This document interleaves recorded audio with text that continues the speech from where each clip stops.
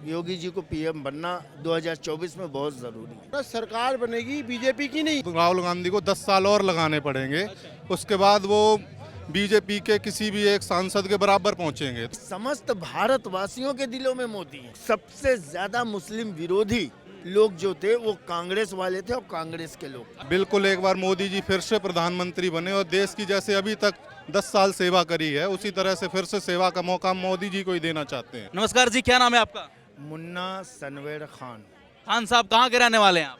हम तो अब प्रॉपर दिल्ली के, पीछे से यूपी से हैं। क्या लग रहा है माहौल क्या है 24 का? कौन बनेगा प्रधानमंत्री? बहुत बढ़िया माहौल है। कौन बनेगा प्रधानमंत्री? प्रधानमंत्री तो चुन करके भाजपा का ही आना चाहिए, भारतीय जनता पार्टी का ही आना चाहिए। किसको देखना चाह रहे हो? देखिए, हमारा अपना विचार है, यदि योगी आदित्यनाथ जी को प्रधानमंत्री पद का उम्मीदवार घोषित कर दिया जाए तो हमें लगता है कि भारत में भारतीय जनता पार्टी को लोकसभा चुनाव के लिए प्रचार की भी जरूरत नहीं पड़ेगी और भारतीय जनता पार्टी अपने पूर्ण बहुमत से भी 2 गुना सीटें लेकर। मतलब खान साहब चाह रहे हैं कि योगी जी पीएम बने। बिल्कुल, योगी जी को पीएम बनना 2024 में बहुत ज़रूरी है। अब प्रधानमंत्री जी ने पिछले 10 वर्षों में जितने कार्य किए हैं उनके सभी कार्य अति सराहनीय हैं। ऐसा नहीं, सरकार में कौन कौन से काम सही हुए हैं? देखिए, उनके कार्यों की गिनती जो है ना नहीं की जा सकती। कैसे? सबसे पहला काम उन्होंने जो किया उज्ज्वला योजना के तहत, आप देखेंगे कि सदियों से लोग, ग्रामीण इलाकों के लोग गैस सिलेंडर के लिए तरसा करते थे कि हमारे पास भी गैस सिलेंडर हो और हम अपने गैस पे चूल्हा बनाएं, खाना बनाएं। वो क्या करते थे, जंगल की लकड़ियां हैं तो कंडे हैं, उपले हैं, किसी तरीके से महिलाओं को कितना कष्ट होता था। मैंने अपनी आंखों से देखा है कि महिलाएं जंगलों में जाती थी लकड़ियां लाने। लकड़ियां तो छोड़िए, जो बाग बगीचे होते थे उसमें से पत्ते बटोर के लाती थी और वो अपने पत्तों का घर में एक स्टॉक बना के रखती थी कि इससे जो है हम अपना खाना बनाएंगे।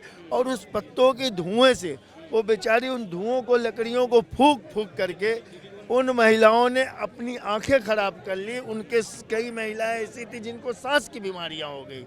लेकिन मोदी जी ने जो उज्ज्वला योजना का जो प्रोग्राम ये लेकर के आए हैं, ये अति सराहनीय और सबसे बेहतरीन प्रोग्राम मुझे लगा। कांग्रेस वाले तो कहते हैं कि मोदी सरकार जो है वो मुसलमान विरोधी है, मुस्लिम विरोधी है।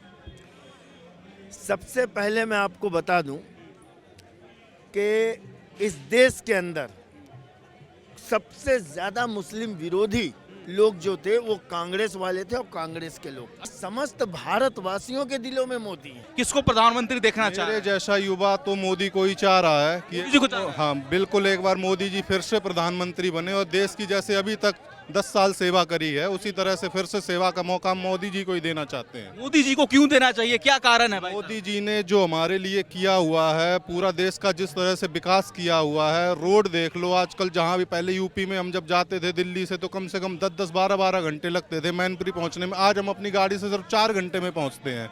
ये मोदी जी की वजह से हुआ है। ऐसे ही चाहे किसी भी स्वास्थ्य हो, शिक्षा हो, हर चीज़ में जो मोदी जी ने विकास किया है तो उस वजह से मैं मोदी जी को ही वोट देना चाहूँगा।